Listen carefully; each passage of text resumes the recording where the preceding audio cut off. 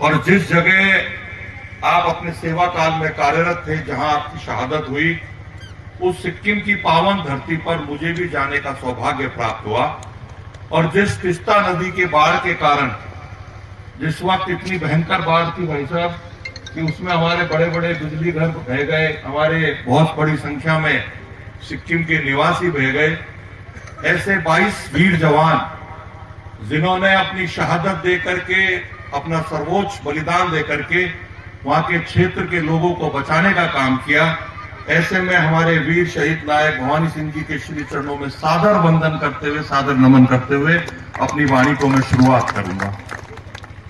मैं नमन करूंगा ऐसे पिता को जिनकी गोद में खेल कूद करके हमारे वीर शहीद भवानी सिंह जी बड़े हुए। मैं उस कोख को, मेरी माता आदरणीय नीलम चौहान जी को सादर वंदन करूंगा, जिनकी कोख में पैदा हुआ वो वीर बालक जिसने हमारी जमीन का ही नहीं अपितु देश का नाम ऊंचा किया। मैं उस वीरांगना अर्चना जी को सादर वंदन करूंगा, जिनके साथ 7 फेरे लेकर के वो यहाँ आई थी, लेकिन जब वो शहीद हुआ तो उन्होंने भी आगे बढ़ करके भारत माँ का जो जयकारा लगाया। उस पुत्र को भी नमन करूंगा जिसने शहादत के बाद उस पार्थिव देह का जो अंतिम संस्कार हो रहा था वो भी भारत माँ के जयकारे लगा रहा था। उस सागर भूमि को नमन करूंगा जिस भूमि में खेल कूद करके मेरा भाई भवानी सिंह बड़ा हुआ। और इस सभागार में उपस्थित उन सभी बुजुर्गों को सादर वंदन करना चाहूंगा, मेरी मातृशक्ति को वंदन करना चाहूंगा जिसने अपने लाडले भवानी सिंह को खेलते कूदते बड़े होते हुए और शहीद होते हुए देखा। मैं धन्यवाद देना चाहूंगा हमारे देश के यशस्वी प्रधानमंत्री आदरणीय अटल बिहारी वाजपेयी जी को, भारत रत्न अटल बिहारी वाजपेयी जी को, क्योंकि आपको ध्यान होगा आदरणीय बहादुर साहब, अटल बिहारी वाजपेयी जी की सरकार से पहले देश के सैनिकों ने अपनी शहादत दी,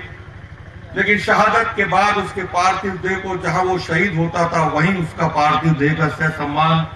उसको अग्नि को समर्पित कर दिया जाता था, या जिस धर्म को मानता था उस धर्म के अनुसार उसका पार्थिव देह का सम्मान, शहादत को उसको नमन किया जाता था। लेकिन अटल बिहारी वाजपेयी जी के बाद जब सरकार बनी तो अटल जी के मन में एक पीड़ा थी कि वो शहादत देने वाला वीर शहीद,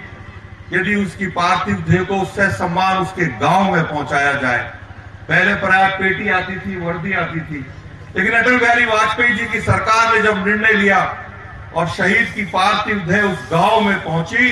तो मेरा ये मानना है कि सच्चे मायने में शहीद को सम्मान देने का यदि किसी ने काम किया तो अटल बिहारी वाजपेयी जी ने किया, उनकी सरकार ने किया। उसके बाद जिस प्रकार से परिवार को किस प्रकार से आर्थिक सहायता मिले, सम्मान मिले, किस प्रकार से उसका सम्मान बरकरार रहे, यदि आर्थिक पैकेज देने की घोषणा यदि किसी ने करी तो अटल बिहारी वाजपेयी जी ने करी, और उस काम को बढ़ाने का काम यदि किसी ने किया, क्योंकि सेना का जवान जब सीमा पर रह के जब लड़ाई लड़ता है तो उसको अच्छे संसाधन चाहिए, अच्छे हथियार चाहिए, अच्छे वर्दी चाहिए, बरसात में, सर्दी में, गर्मी में रहने के लिए उसको अच्छे कपड़े चाहिए। यदि उस बात की चिंता किसी ने करी तो देश के यशस्वी प्रधानमंत्री आदरणीय नरेंद्र भाई मोदी ने करी। 1 रैंक 1 पेंशन की मांग सालों से थी, वर्षों से थी,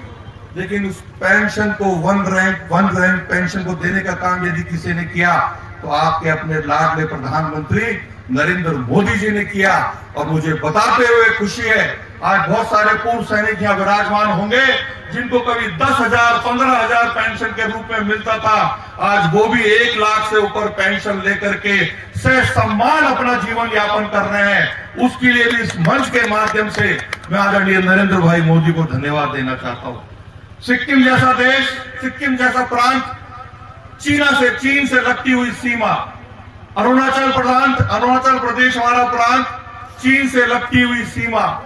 जम्मू कश्मीर में धारा 370 हटाने का काम यदि किसी ने किया तो आपके अपने लाडले नरेंद्र भाई मोदी ने किया। और चाहे अरुणाचल प्रदेश हो, चाहे सिक्किम हो, उनके पास सड़कों का जाल बिछा करके चीन को रोकने का यदि किसी ने काम किया तो आपकी अपनी सरकार नरेंद्र भाई मोदी के नेतृत्व वाली सरकार ने किया। और मुझे बताते हुए खुशी है कि डोकलाम वो स्थान जहां चीन सड़क बनाना चाहता था। मैं ये बात इसलिए कह रहा हूं कि कांग्रेस के नेता बार बार संसद में ये विषय उठाते हैं कि चीन ने सड़क बना दी, चीन ने घुसपैठ कर ली। मैं सौभाग्यशाली हूं कि अभी जब मैं सिक्किम गया था तो महामहिम राज्यपाल महोदय आदरणीय ओमजी माथुर साहब के साथ मुझे उस स्थान पर जाने का सौभाग्य प्राप्त हुआ।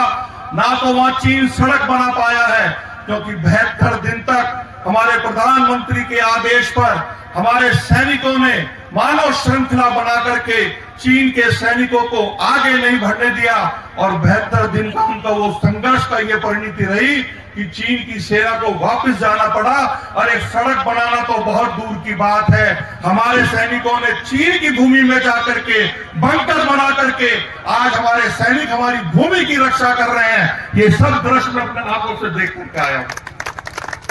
तो ये बात इसलिए कह रहा हूं कि हमारे विपक्ष के नेता बहुत बहुत बड़ी बड़ी बातें करते हैं। आज अमेरिका जैसा देश, जो किसी समय जब माननीय प्रधानमंत्री जी गुजरात के मुख्यमंत्री थे, उनको वीजा देने में कतराता था, और आज आप सबकी ताकत के बल पर वही अमेरिका जैसा देश, अमेरिका का राष्ट्रपति जब भारत का प्रधानमंत्री नरेंद्र मोदी अमेरिका की जमीन पर उतरता है, तो वही राष्ट्रपति भारत के प्रधानमंत्री को आप सबकी ताकत के बल पर उस एयरपोर्ट पर लेने जाता है। ये केवल और केवल संपन्न हुआ है आपकी वोट की ताकत के बल पर।